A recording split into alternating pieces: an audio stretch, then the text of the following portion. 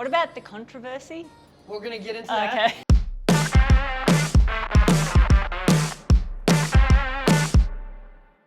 Hello, we're going to slide past that or not? So getting into the controversy, WSX, the big show of the weekend. Ken Roxon, I was fortunate enough to go out and surf with Kenny at the Melbourne Surf Club on Wednesday. Seeing all those pro riders out there, talked to Shane McElrath. Man, I can tell you. That's at the man-made surf. Yeah, Urban Surf Ranch or whatever it is in Melbourne. Amazing facility. WSX rolled out the red carpet for all these riders. I just snuck up on the green carpet and jumped in the water. But they rolled out the red carpet, got some of the best riders in the world, as in Ken, McElrath, Dean Wilson, the list goes on and on. But let's talk about the results, then we'll get into the controversy. SX2, Shane McElrath, best I've seen him in a lot of years play. Yeah, he rode solid, minimal mistakes, which a lot of people weren't doing all night. Yep. And I think that just got him there. Yeah, and I think Rick Ware Racing, his team is a NASCAR-owned team. They also supported Savachi, so we'll talk about that. Yeah, that was really, really interesting. You know, Max Anstey was also competing in WSX, Yuri Konski's team out of Australia, and he was fast, just wasn't as consistent. I thought a little more from Oldenburg I thought he'd be better overall, but when it came to the night and the overall, McElrath was the shining star, and it's good to see a new team, WSX, highlighting him and extending McElrath's career and what it was. Definitely. Going into SX1 World Supercross, you know, we thought Ken Roxon would just run away with this thing. Yeah. But Joey Savachi held him accountable. Practice qualifying, everything. His lap times were quicker than Roxon all day. Yeah. And then jump into the mains. I think the start was so short and tight. It was just kind of like a throw in, see if you can get out of it clean. Yeah. And then obviously that second race where Roxon got the flat just threw a huge spanner in the works for everyone. Yeah, and then the controversy. Okay, now the controversy.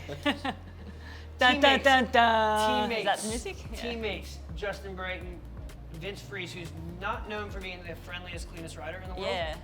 He got a sneaky bonus.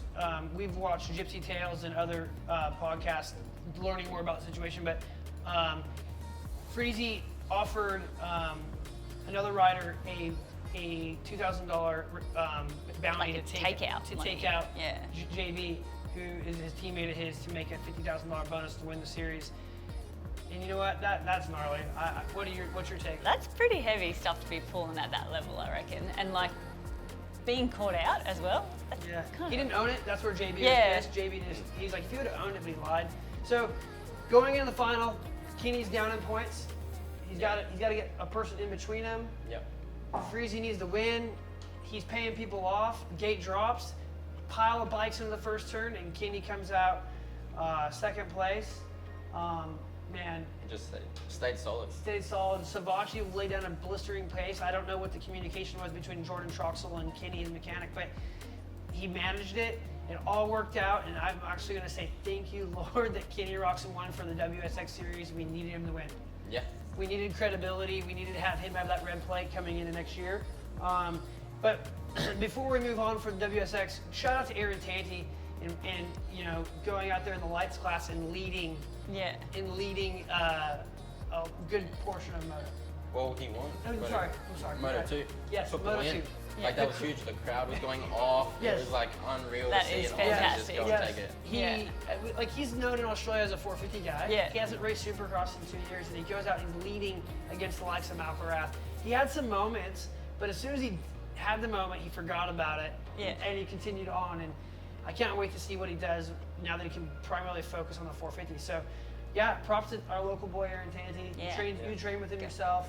Yeah, I do when I go and ride and stuff on 00 Elite Rider Trainings program. Like, they have an awesome program running there with Nathan Crawford on factory KTM, and then also the likes of Ryan Alexanderson, who will see this next round. Cool. Well, yeah. So, who you got closing out Oz Supercross round number 2 in Adelaide? Who's your top 3 for 450?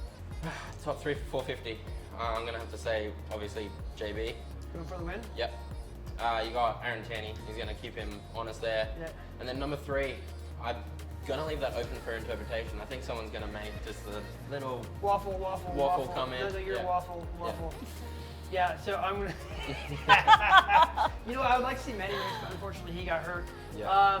I'm gonna say Melross can get the podium. Yeah. Yeah, I'm definitely. gonna take your top 3. SX2. SX2. Caleb Barham. Let's get him on the podium. I reckon number 3. I reckon he's got it down in LA. That'd be so rad to see. Great kid. And then like 1, 2. You've got Max Anstey down there. Yep. He's obviously doing Yep, all the rounds yep. and everything. And then number 2.